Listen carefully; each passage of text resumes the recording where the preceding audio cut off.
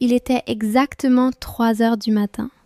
Les lourdes portes en bois pourri de la mosquée abandonnée, vieilles de plusieurs siècles, s'étaient refermées d'elles-mêmes dans un fracas assourdissant. À l'intérieur, c'était l'obscurité totale, mais dans ces ténèbres, des dizaines d'yeux rouges et incandescents flottaient dans les airs, brillant de fureur et de colère. Sikandar, dont l'arrogance était légendaire dans toute la ville, était aujourd'hui tombé à genoux sur ce sol de terre, tremblant violemment de peur. Les cris terrifiants de ses amis résonnaient sous le dôme de la mosquée, mais à l'extérieur, à des kilomètres à la ronde, il n'y avait aucun être humain pour les entendre. Une ombre gigantesque et noire, dont la terreur ferait trembler même les pierres, s'avança depuis le mihrab. Sa voix tonitruante déchira les tympans de Sikandar.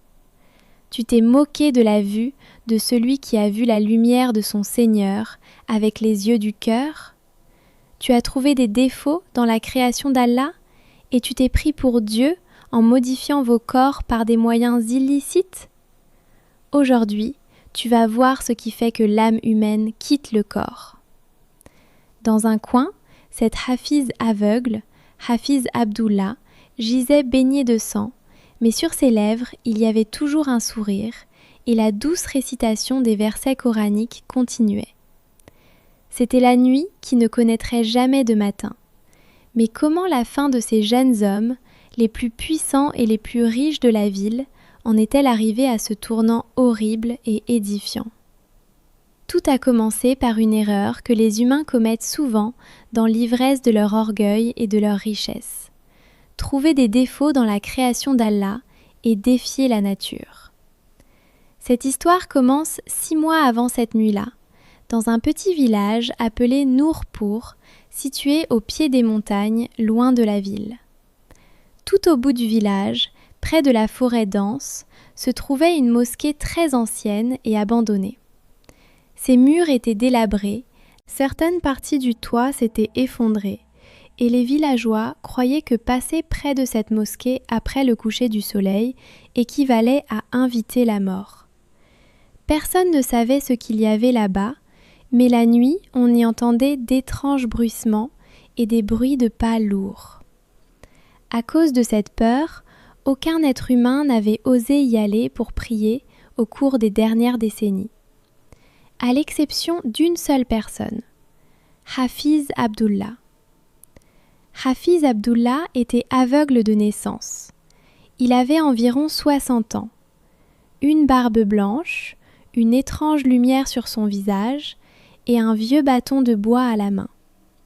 Il ne possédait aucun bien matériel, mais son cœur était rempli de la crainte d'Allah et de l'amour pour le prophète sallallahu alayhi wa sallam. Les villageois lui interdisaient d'y aller, l'effrayant. « Hafiz dit, cet endroit n'est pas pour les humains, n'y allez pas. » Mais Hafiz Abdullah ne donnait qu'une seule réponse en souriant. « La maison d'Allah n'est jamais abandonnée. Si les humains ne viennent pas, et alors? Les créatures du Seigneur sont innombrables. » Les villageois ne savaient pas que cette phrase d'Hafiz Abdullah n'était pas seulement une consolation, mais une réalité qu'il avait le pouvoir de voir avec ses yeux aveugles.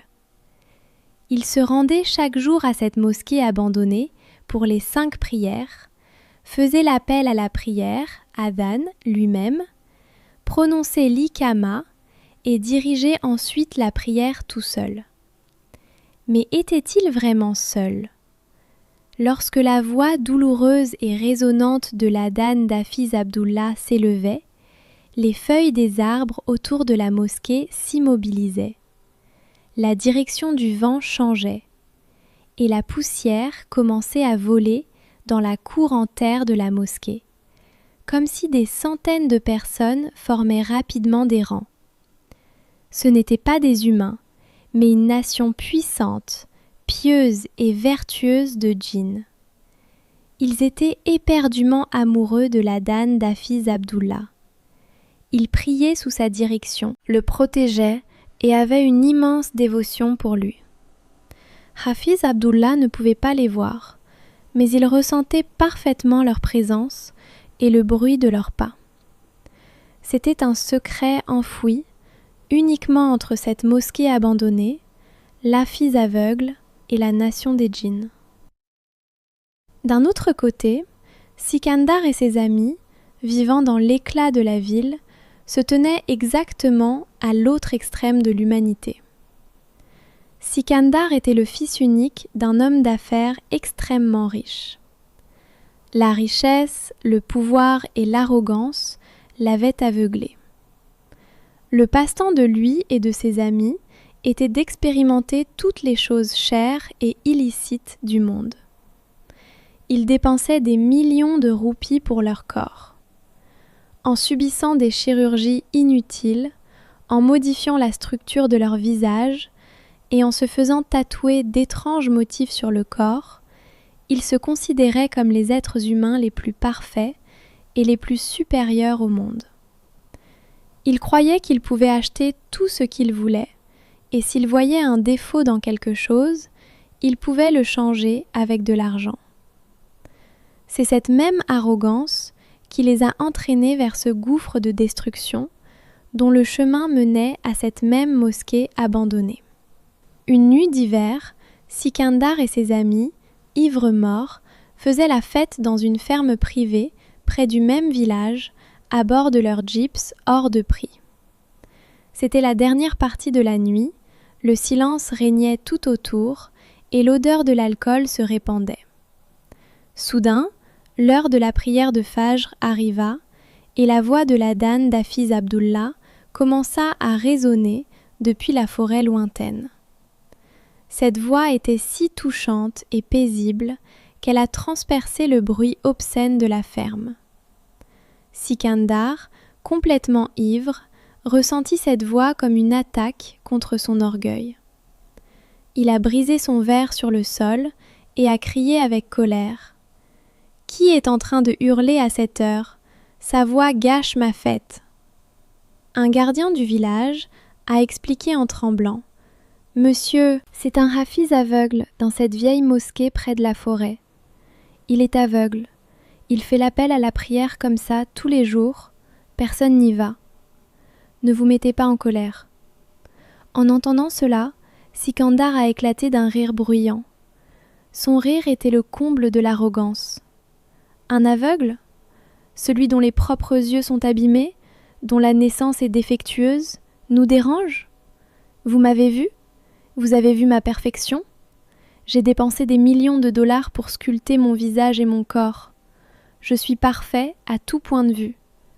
Et un mendiant incomplet et aveugle va gâcher ma nuit ? Allez, aujourd'hui, on va montrer à cet aveugle que celui qui se contente de ce qu'Allah lui a donné ne vaut pas plus que nos chaussures. Aujourd'hui, son adhan va s'arrêter et on va lui casser les jambes aussi. Sikandar et ses 4 amis sont montés dans leur jeep et se sont dirigés droit vers cette mosquée abandonnée. Les phares de leur véhicule déchiraient l'obscurité de la forêt. Ils pensaient qu'ils allaient donner une leçon à un vieil homme faible et aveugle. Mais ces imbéciles ne savaient pas que là où ils allaient, le règne des humains prend fin. Ils ne savaient pas que dans cette mosquée d'Hafiz Abdullah, il n'y a pas seulement le souvenir d'Allah, mais qu'elle est gardée par une nation dont la puissance fait que le statut humain est inférieur à un grain de sable. Ils allaient tuer un hafiz aveugle, mais en réalité, ils conduisaient vers leur propre mort. L'obscurité de la nuit était à son apogée lorsque les voitures de luxe étincelantes de Sikandar et de ses amis se sont arrêtées devant cette mosquée délabrée en terre. Les lourds pneus des véhicules ont impitoyablement écrasé la terre paisible du village. Le rugissement des moteurs et les phares aveuglants ont transpercé ce silence vieux de plusieurs siècles. Sikandar tenait une bouteille d'alcool à moitié vide à la main, et sa démarche portait de l'ivresse de cette arrogance qui rend l'homme aveugle. Il posait le pied sur le sol comme si ce monde et tout ce qu'il contient étaient leur propriété. Ils avaient oublié que la terre sur laquelle ils marchaient avec tant de fierté serait la même terre où il serait enterré demain. Pour eux, le pouvoir ne signifiait que l'argent et la beauté physique, et ils croyaient qu'une personne pauvre ou physiquement incomplète n'avait aucun droit de vivre. La vieille porte en bois de la mosquée était entr'ouverte. À l'intérieur, seule brûlait une lanterne à pétrole, dont la faible lumière jaune atteignait à peine le mihrab. Hafiz Abdullah était assis sur son tapis de prière, accomplissant les sunnas du Fajr avec la plus grande humilité et dévotion. Son visage était paisible et ses lèvres bougeaient dans le souvenir d'Allah. Sikandar s'avança et frappa de toutes ses forces cette porte en ruine. Avec un bruit retentissant, la porte heurta le mur et se brisa, pendant dans le vide. Le bruit de ce fracas fit tomber de la terre du toit de la mosquée. Les amis de Sikandar éclatèrent de rire. Mais dans l'écho de ces rires, ils n'ont pas pu entendre une chose.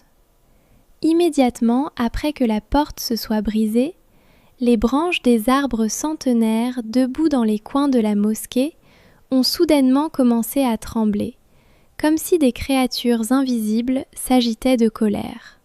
« Hé, le vieux !» La voix lourde et ivre de Sikandar résonna dans la mosquée. « Comment oses-tu sortir cette voix cassée à cette heure-ci? Tu ne sais pas qu'on se reposait ?» Hafiz Abdullah n'a pas répondu. Il est resté absorbé dans sa prière. Son calme et son silence étaient une gifle à l'arrogance de Sikandar. Ce dernier s'est avancé avec colère et a donné un coup de pied dans la lanterne, la faisant tomber. La lumière s'est éteinte et seule est restée dans la mosquée la lumière oblique des phares des voitures venant de l'extérieur. « C'est à toi que je parle, l'aveugle !» cria Sikandar. Hafiz Abdullah termina sa prière et tourna son visage vers Sikandar avec une grande tranquillité. Il n'y avait aucune peur dans ses yeux aveugles. « Mon fils, ceci est la maison d'Allah. Seule sa volonté compte ici. Peu importe qui tu es, tu aurais dû venir ici après avoir retiré le vêtement de l'arrogance. Allah t'a donné la richesse, la santé, sois-en reconnaissant, ne répands pas la corruption sur terre. » En entendant cela, l'arrogance de Sikandar s'enflamma encore plus. Il retira sa veste de prix et rit d'un air narquois en montrant ses muscles. « Qu'est-ce qu'Allah m'a donné ?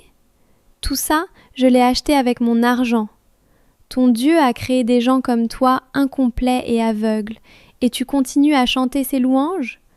Regarde-moi, j'ai payé les meilleurs chirurgiens du monde pour sculpter mon corps. J'ai changé mon visage, je me suis fait tatouer pour avoir l'air parfait. J'ai éliminé le défaut que la nature avait mis en moi. Nous avons le pouvoir de changer les choses qu'Allah a créées. Et toi ? Tu n'es qu'un faible insecte aveugle qui ne peut que s'asseoir ici et crier. » Ces mots de Sikandar, qui comprenait le fait de qualifier la création d'Allah de défectueuse et de se vanter de ses méthodes illicites, constituaient la limite ultime au-delà de laquelle aucune créature vertueuse des cieux et de la terre ne pouvait rester silencieuse. Ces mots ne se sont pas seulement heurtés au mur de la mosquée, mais ils ont atteint les rangées invisibles qui se tenaient derrière Hafiz. « Ton corps est une illusion, mon fils, » dit Hafiz Abdullah d'une voix douce mais extrêmement profonde. « Altérer l'apparence donnée par Allah est l'œuvre du diable. Ce que tu as acheté en croyant que c'était ta force deviendra ton plus grand châtiment. Tu as trouvé des défauts dans la création d'Allah. Il n'y a de pardon pour cela nulle part sur cette terre. » À ces mots, la colère de Sikandar devint incontrôlable. Il s'avança, attrapa la barbe d'Hafiz Abdullah et le jeta violemment au sol. La tête du vieil Hafiz heurta la pierre dure du mihrab et subit une entaille profonde. Du sang frais et rouge commença à couler sur le sol de terre de la mosquée. Un léger gémissement s'échappa de la bouche d'Hafiz Abdullah, mais il ne le maudit toujours pas. Il dit simplement « Ya Allah ». L'un des amis de Sikandar, Zayan, qui était un peu moins ivre, recula soudainement. Il eut l'impression que l'air à l'intérieur de la mosquée était soudainement devenu froid comme de la glace. Il commença à sentir un poids étrange sur ses épaules. « Sikandar, arrête mec, il saigne. Partons d'ici, je ne sens pas bien cet endroit. » Mais Sikandar n'allait pas s'arrêter là. Il leva sa lourde chaussure pour frapper la poitrine d'Hafiz Abdullah. Mais sa chaussure s'arrêta en l'air, comme si quelqu'un avait serré sa jambe dans un étau de fer. Sikandar essaya de se dégager, mais il ne put bouger d'un pouce. Soudain, les phares des voitures garées à l'extérieur de la mosquée s'éteignirent d'un coup, d'eux-mêmes. L'obscurité totale tomba. Et puis, il se produisit ce qui était impossible à imaginer pour n'importe quel être humain. Les portes ouvertes de la mosquée se refermèrent d'elles-mêmes avec une force inconnue et immense. Cette porte brisée qui pendait s'est envolée pour se remettre en place et s'est fermée dans une violente explosion. Dans cet océan de ténèbres, soudain, 2 yeux rouges incandescents se sont allumés dans les airs. Puis 2 autres, puis 10, puis des dizaines. Toute la mosquée s'est remplie d'yeux semblables à des braises rouges. Une odeur nauséabonde s'est répandue, semblable à celle de vieux os brûlés. La poigne invisible qui enserrait la jambe de Sikandar le projeta si violemment au sol que le bruit de la fracture de sa mâchoire résonna dans la mosquée. Un cri lui échappa, mais le son s'étouffa dans sa gorge. Une ombre émergea du côté du mihrab. Cette ombre était si grande que sa tête touchait le toit de la mosquée. La terreur émanant de son être figea le sang dans les veines de Sikandar et de ses amis. Une peur intense et des regrets dont le temps était déjà révolu. Ses amis qui, jusqu'à ce jour, ne s'étaient enorgueillis que de leur richesse et de leur pouvoir, étaient aujourd'hui tombés sur le sol de terre, agrippés les uns aux autres, pleurant comme de petits enfants. Ils avaient réalisé qu'ils n'avaient pas baigné dans le sang d'un humain, mais de l'imam d'une nation qui, lorsqu'elle cherche à se venger, efface les générations humaines. L'ombre gigantesque fit un pas en avant. La terre trembla. Sa voix tonitruante, semblable à l'éclatement de milliers de nuages, pénétra directement dans l'esprit de Sikandar. « Tu as qualifié la lumière d'Allah d'aveugle ? Tu as qualifié sa création de défectueuse ? Et tu t'es vanté de ce corps sculpté par tes méthodes illicites ? Aujourd'hui, nous allons briser ton orgueil. Aujourd'hui, nous allons te montrer comment, lorsque l'on devient la cible de la colère des créatures d'Allah, ta beauté artificielle et tes chirurgies se transforment en morceaux de chair. Ton châtiment vient de commencer. L'obscurité de la mosquée n'était plus une simple pénombre. Elle était devenue une terreur vivante et respirante. L'air était devenu si lourd que respirer semblait être une torture. Les battements de cœur de Sikandar et de ses amis, effondrés sur le sol, étaient si rapides qu'ils avaient l'impression que leur propre poitrine allait exploser. Leurs yeux étaient exorbités, et ces yeux rouges incandescents, éparpillés dans toute la mosquée, formaient lentement un cercle autour d'eux. Ces hommes dont les serviteurs accouraient à la moindre parole, qui avaient l'arrogance de pouvoir acheter la loi avec leur argent, rampaient aujourd'hui comme des insectes sur la terre. Ils réalisaient pour la première fois que lorsque la saisie d'Allah survient, aucune richesse du monde, aucune recommandation et aucun pouvoir ne servent à rien. Ils voyaient la mort se tenir devant eux, mais plus terrifiant que la mort était le destin qui s'avançait vers eux. L'ombre gigantesque posa son pas lourd près de Sikandar. La chaleur émanant de sa présence était si intense que Sikandar eut l'impression d'être jeté devant une fournaise ardente. L'ombre se pencha et de ses longs doigts semblables à de la fumée attrapa le bras de Sikandar, sur lequel il avait dépensé des millions de roupies pour faire tatouer une bête féroce. Le plus grand égarement de vous, les humains, c'est que vous prenez vos corps mortels pour Dieu. La voix du chef des djinns semblait provenir d'un gouffre profond dont l'écho était sur le point de faire éclater les veines du cerveau de Sikandar. Tu as fait remplir ce bras de couleurs avec des aiguilles pour avoir l'air puissant et terrifiant. Tu as souillé la peau pure et immaculée qu'Allah t'a donnée. Maintenant, ressens la puissance que tu t'es fait graver sur le corps. Dès que le chef des djinns eut terminé ces mots, un cri si perçant résonna dans la mosquée qu'il fit même fuir les oiseaux de la forêt à l'extérieur. Ce cri était celui de Sikandar. Le chef des djinns passa sa main sur le bras de Sikandar. Soudain, l'encre noire et bleue sous la peau de Sikandar, qui formait le tatouage, commença à bouillir. Cette encre s'était transformée en acide. Sikandar eut l'impression que quelqu'un lui avait versé du plomb bouillant sous la peau.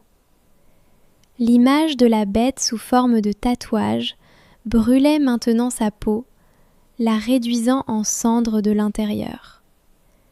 Sikandar, se tordant de douleur, commença à se débattre sur le sol comme un poisson hors de l'eau. Il se grattait le bras avec ses ongles, mais la brûlure avait déjà atteint ses os. C'est le feu du péché que tu as toi-même introduit dans ton corps, résonna à nouveau la voix de l'ombre.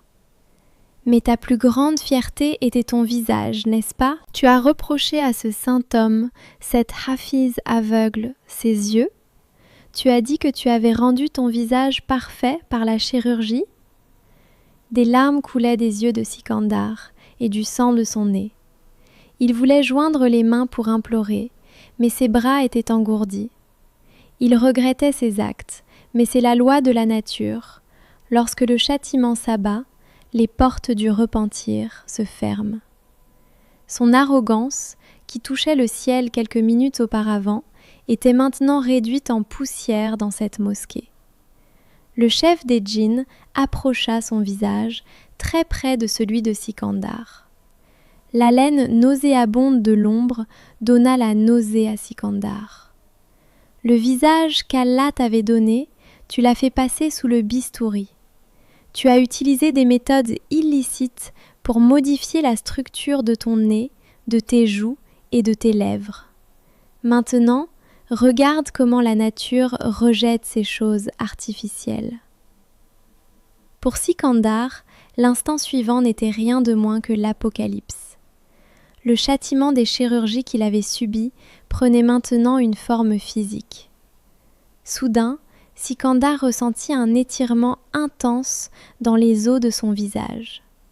Sous l'influence du pouvoir mystérieux des djinns, toutes les matières artificielles qui avaient été injectées à l'intérieur de son visage pour rehausser sa beauté commencèrent à fondre.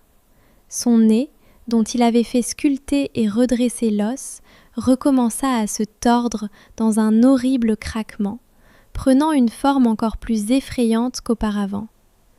La peau de ses joues s'affaissa et tomba. Son visage, dont il était si fier, se déforma comme de la cire fondue en quelques secondes. Il ne ressemblait plus du tout à un humain, mais était devenu une créature horrible et difforme. Son ami Zayan et les deux autres garçons regardaient tout cela collé au mur, et ils s'étaient mouillés de peur. Lorsqu'ils essayèrent de s'enfuir, les dizaines de djinns postés à la porte de la mosquée les attrapèrent. « Vous êtes des complices à part entière !» s'éleva la voix terrifiante d'un autre djinn. « Vous aussi, vous avez fait subir les mêmes choses illicites à vos corps, et vous avez ri de cette oppression. Celui qui se tait et soutient l'oppresseur mérite le même châtiment. » En un clin d'œil, les tatouages sur leur corps commencèrent à brûler comme du feu, et toutes les chirurgies de leur visage qu'ils avaient subies commencèrent à se déformer. Toute la mosquée résonnait des cris de douleur de ces garçons. Leurs vêtements de prix étaient couverts de poussière, et cette beauté artificielle dont ils se vantaient s'était maintenant transformée en la laideur la plus effroyable du monde. Ils subissaient la torture, qui était le résultat direct de ce péché qu'ils avaient commis en altérant la création d'Allah. Soudain, au milieu de ces cris, une voix faible mais calme s'éleva. « Arrêtez, pour l'amour d'Allah, laissez-les. » C'était Hafiz Abdullah. Le sang de sa tête avait coulé sur son visage et il se tenait debout avec difficulté, s'appuyant contre le mur. Il n'y avait toujours pas de colère ni de vengeance dans ses yeux aveugles, mais plutôt une pitié digne d'un derviche. Le chef des djinns, qui s'apprêtait à torturer Sikandar encore plus, s'arrêta en entendant la voix d'Hafiz Abdullah. Il baissa la tête avec le plus grand respect. « Ô Saint d'Allah, ils ont versé ton sang, ils ont profané ce lieu, ils se sont rebellés contre leur Créateur. Nous ne pouvons pas les laisser en vie. » Hafiz Abdullah tendit ses mains tremblantes. « Leur punition n'est pas la mort, c'est la guidance ou d'être un exemple. Mon affaire est avec mon Seigneur. Je leur ai pardonné. Laissez-les vous aussi. Si Allah le veut, ils pleureront eux-mêmes sur leur sort. Laissez-les repartir vivants, pour que le monde voie quel est le sort de l'homme lorsqu'il trouve des défauts dans la création de Dieu et part en guerre contre la nature. » Le pardon d'Hafiz Abdullah leur a sauvé la vie, mais le châtiment qui s'est abattu sur eux a maintenant pris une forme qu'aucun médicament au monde ne pourra guérir. Sikandar et ses amis pourront-ils affronter à nouveau, avec cette apparence horrible et difforme, cette société dans laquelle ils étaient considérés comme les rois de la beauté ? Les mots tremblants mais calmes d'Hafiz Abdullah brisèrent en un instant le silence de mort et la terreur effrayante qui planait dans la mosquée. Le gigantesque chef des djinns, dont les mains étaient encore près du cou de Sikandar, s'arrêta net face à ce pardon du Saint d'Allah. Dans ses yeux rouges incandescents, la colère avait laissé place à une étrange dévotion. « Ô vertueux serviteur d'Allah, ton cœur est si pur que tu as pardonné même à la personne qui a versé ton sang. » La voix du chef des djinns était maintenant extrêmement faible et lourde au lieu d'être tonitruante. Il jeta un dernier regard plein de mépris vers Sikandar et ses amis. « Nous les laissons en vie. Mais souvenez-vous, ô humains arrogants, le feu que vous avez allumé dans vos corps par vos actes illicites et le châtiment qui s'est abattu sur vous en conséquence de votre rébellion contre la nature ne vous quitteront jamais jusqu'à votre mort. Vous resterez en vie, mais vous implorerez la mort. » En disant cela, une violente tempête souffla dans la mosquée, les portes s'ouvrirent à la volée, et en quelques secondes, toutes ces créatures mystérieuses se dissipèrent dans les airs comme de la fumée. Le même silence du Fajr retomba sur la mosquée, et le chant des oiseaux commença à se faire entendre de l'extérieur. Les horribles ténèbres de la nuit s'étaient dissipées, et la lumière de l'aube commençait à se répandre. Mais pour Sikandar et ses amis, la nuit la plus sombre de leur vie venait tout juste de commencer. Ils ne savaient pas ce qui allait leur arriver dans le monde extérieur maintenant. Ces jeunes hommes qui étaient venus comme des lions pendant la nuit rampaient maintenant comme des insectes sur la terre brute. Les tatouages hors de prix sur leur corps brûlaient encore, comme si des braises avaient été placées sous leur peau. Les chirurgies les plus coûteuses de leur visage avaient fondu et pendaient comme des lambeaux de chair. Sikandar prit appui sur le sol de ses mains tremblantes, avec difficulté, et se leva.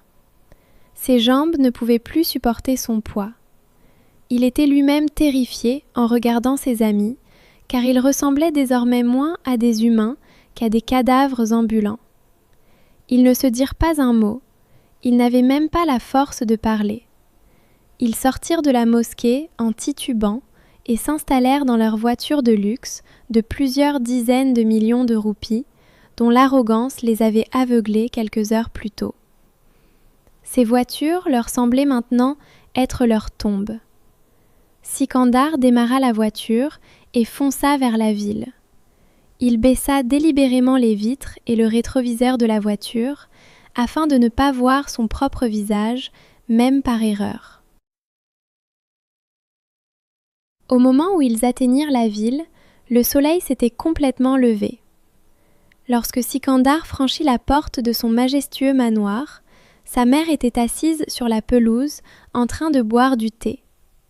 En voyant la voiture de son fils, elle s'avança en souriant, mais dès que Sikandar sortit de la voiture, la tasse de thé échappa des mains de sa mère et se brisa en 1000 morceaux sur le sol. Un cri déchirant résonna dans le manoir. Sa propre mère refusa de le reconnaître et recula de peur, comme si elle avait vu un esprit maléfique. « Mère, c'est moi, Sikandar !» dit-il avec difficulté à travers sa mâchoire tordue. Mais sa voix était devenue si effrayante que même les domestiques reculèrent de peur. Sikandar courut dans sa chambre et se tint directement devant le grand miroir de la salle de bain. Le reflet dans le miroir déchira les dernières veines qui restaient dans l'esprit de Sikandar. Ce n'était pas une maladie, ni une blessure ordinaire, c'était tout autre chose. La personne qui se tenait dans le miroir n'était pas le Sikandar qui s'était sculpté avec les meilleures chirurgies du monde. Son visage était devenu tout aussi difforme et horrible que l'était son arrogance et son orgueil intérieur.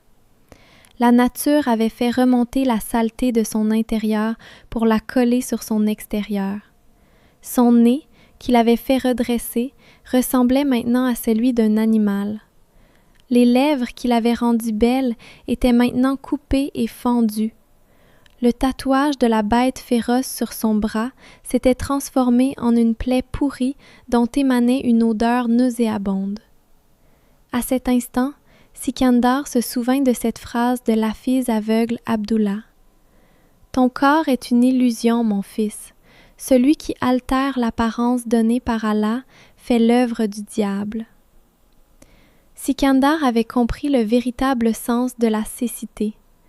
Les yeux d'Hafiz Abdullah n'avaient pas de lumière, mais son fort intérieur était illuminé. Il pouvait voir le monde des anges et des djinns. Il pouvait voir la lumière d'Allah. Tandis que Sikandar et ses amis, dont les yeux étaient intacts, étaient les vrais aveugles.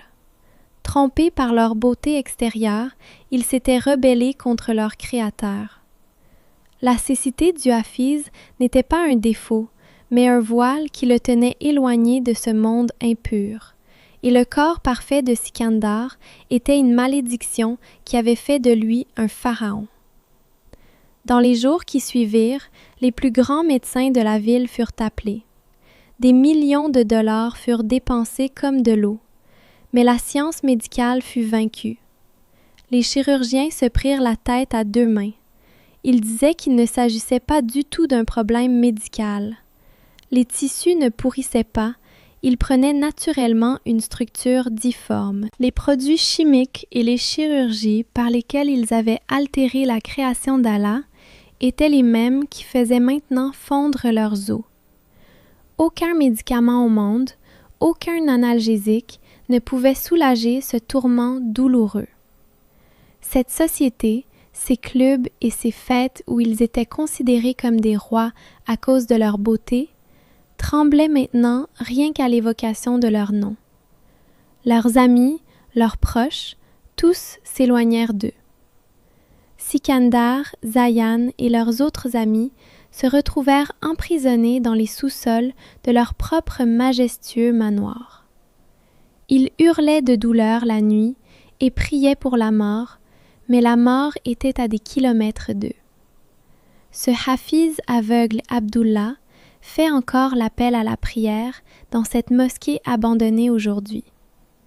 Cette mosquée ne semble plus abandonnée, car les villageois n'ont jamais compris pourquoi, depuis cette nuit-là, une étrange lumière s'est répandue autour d'elle. Mais la vie de Sikandar et de ses amis est devenue un exemple frappant pour tout être humain dans ce monde qui pense pouvoir faire mieux que la création d'Allah. Cette histoire, leurs cris et leurs douleurs sans fin ne donnent qu'un seul message. L'état et la forme dans lesquels Allah a créé l'homme sont les meilleurs. Trouver des défauts dans ce qu'Allah a donné, s'en plaindre et essayer de le changer par des méthodes illicites, chirurgie plastique, tatouage, modification corporelle, est une rébellion contre la nature et un acte satanique. Et quiconque interfère avec la création de Dieu s'attire un châtiment pour lequel aucune science ou richesse du monde ne possède de remède. Si vous avez aimé cette vidéo, aimez-la et partagez-la autant que possible. Et pour d'autres histoires vraies et riches d'enseignements comme celle-ci, n'oubliez pas de vous abonner à notre chaîne et dites-nous impérativement d'où vous regardez notre vidéo.